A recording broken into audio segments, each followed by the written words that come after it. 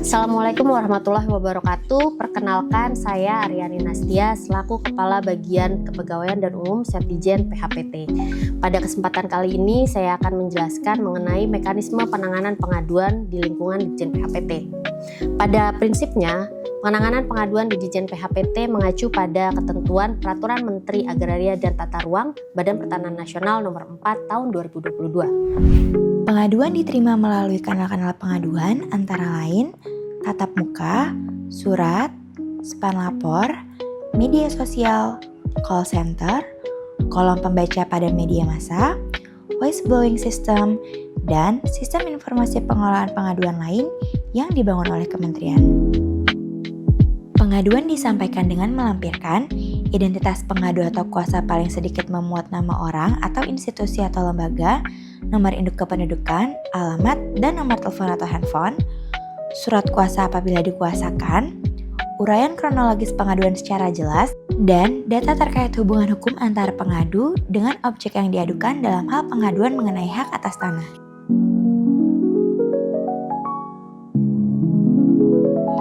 Pengadu dapat menyampaikan pengaduannya secara langsung dengan datang ke unit pengelola pengaduan dan selanjutnya akan diterima oleh pengelola pengaduan. Bagi pengadu yang ingin mendapatkan informasi tindak lanjut pengaduan yang telah dikirimkan melalui surat, dapat menuju loket persuratan.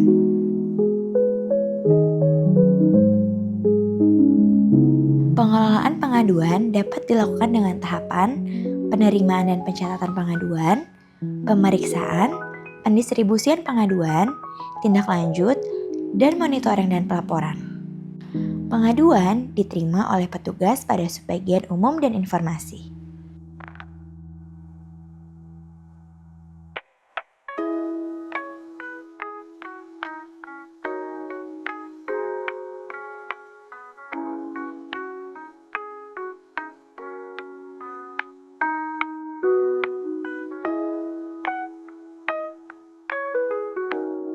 Dan selanjutnya dicatat dalam aplikasi pengelola pengaduan.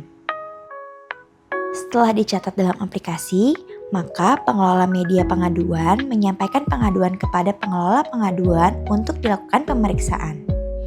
Pengelola pengaduan melakukan pemeriksaan terhadap 1. Kelengkapan pengaduan meliputi identitas pengadu dan uraian kronologis serta data hubungan hukum antara pengadu dan objek yang diadukan. Setelah pengelola pengaduan menentukan unit teknis yang akan menindaklanjuti pengaduan, maka pengelola pengaduan melaporkan kepada Kepala Bagian Kepegawaian dan Umum untuk disposisi distribusi dan tindak lanjut pengaduan. Setelah pengaduan didistribusikan kepada unit teknis, maka unit teknis akan melakukan klarifikasi kepada Kantor Pertanahan untuk mengetahui penanganan yang telah dilakukan oleh Kanta. Setelah itu, akan dilakukan analisa data dari kedua belah pihak. Apabila telah selesai dilakukan analisa, maka penyelesaian pengaduan akan disampaikan kepada pemohon melalui surat.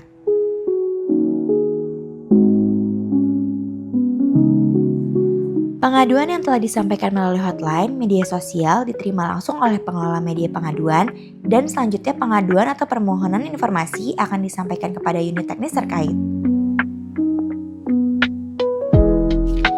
Berdasarkan Peraturan Menteri Agraria dan Tata Ruang atau Kepala Badan Pertanahan Nasional Nomor 4 Tahun 2022, untuk pengaduan berkadar pengawasan memerlukan penanganan dan jangka waktu 5 hari kerja untuk proses penerimaan hingga distribusi dan 150 hari kerja untuk proses tindak lanjut. Sedangkan untuk pengaduan tidak berkadar pengawasan memerlukan penanganan dan jangka waktu 5 hari kerja untuk proses penerimaan hingga distribusi dan 10 hari kerja untuk proses tindak lanjut. Ingat ya, untuk pengaduan yang ingin disampaikan secara langsung agar tetap memperhatikan kesopanan dan adab dalam penyampaiannya, supaya kita memberikan ruang diskusi yang nyaman dan aman bagi para pihak untuk sama-sama menentukan solusi yang terbaik bagi penanganan pengaduan. Sekian dan terima kasih. Assalamualaikum warahmatullahi wabarakatuh. Tahun ini saya sangat senang sekali ada 4 yang ikut pendidikan kepemimpinan di Direktorat Jenderal Penetapan Hak dan Pendaftaran Tanah. Ada 3 yang mengikuti PKA dan ada 1 orang yang mengikuti PKP. Nah, ini ada kolaborasi antara Saudari Aryani Nastia dan Sukma Octaviarina berfokus perbaikan tata kelola pengaduan masyarakat. Ini juga tidak kalah penting karena pelayanan kita yang pada prinsipnya, pada intinya adalah melayani masyarakat. Nah, apa yang kita layani tentunya tidak semuanya puas. Apa yang kita layani tidak semuanya bisa kita puaskan secara segera. Nah, pasti ada hambatan-hambatan yang menyebabkan adanya aduan-aduan. Nah, pengaduan-pengaduan ini kalau kita tidak administrasikan dengan baik, kemudian kita tanggapi dengan baik, maka akan berdampak bagaimana indeks kepuasan masyarakat terhadap institusi kita akan menurun. Jadi dengan aksi perubahan yang berkolaborasi Mbak Tia dan Mbak Sukma ini, saya rasa sangat penting ya, sangat penting untuk kita aktualisasikan juga. Jadi saya berharap 3 aksi perubahan yang dilakukan di Direktorat Jenderal Penetapan Hak dan Pendaftaran Tanah oleh para peserta PKA dan PKP ini benar-benar bisa memberikan dampak ke depan, dampak perubahan, tentunya perubahan ke arah positif. Jadi aksi perubahan buat kita mengerti bahwa perubahan itu suatu keniscayaan. Jadi harus kita berubah dari yang ada sekarang ke arah yang lebih baik ke depan. Demikian, selamat buat berempat. Semoga apa yang kalian dapatkan dalam PKA dan PKP itu akan menambah motivasi kerja, bagaimana meningkatkan kinerja, baik kinerja pribadi maupun kinerja tim, dan pada umumnya kinerja Direktorat Jenderal Penetapan Hak dan Pendaftaran Tanah.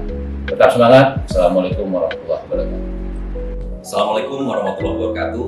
Saya Semi Ardian selaku Sekretaris Direktorat Jenderal Penetapan Hak dan Pendaftaran Tanah memberikan dukungan dan apresiasi kolaborasi aksi perubahan yang telah dilaksanakan oleh Saudari Aryani Nastia selaku Kepala Bagian Kepegawaian dan Umum dan Mbak Sukma Octaviarina selaku Kepala Subbagian Umum dan Informasi pada Sekretariat Direktorat Jenderal Penetapan Hak dan Pendaftaran Tanah, di mana aksi perubahan yang dilaksanakan berfokus pada perbaikan tata kelola penanganan pengaduan sebagai bentuk komitmen Direktorat Jenderal Penetapan Hak dan Pendaftaran Tanah dalam mewujudkan peningkatan kualitas penanganan pengaduan.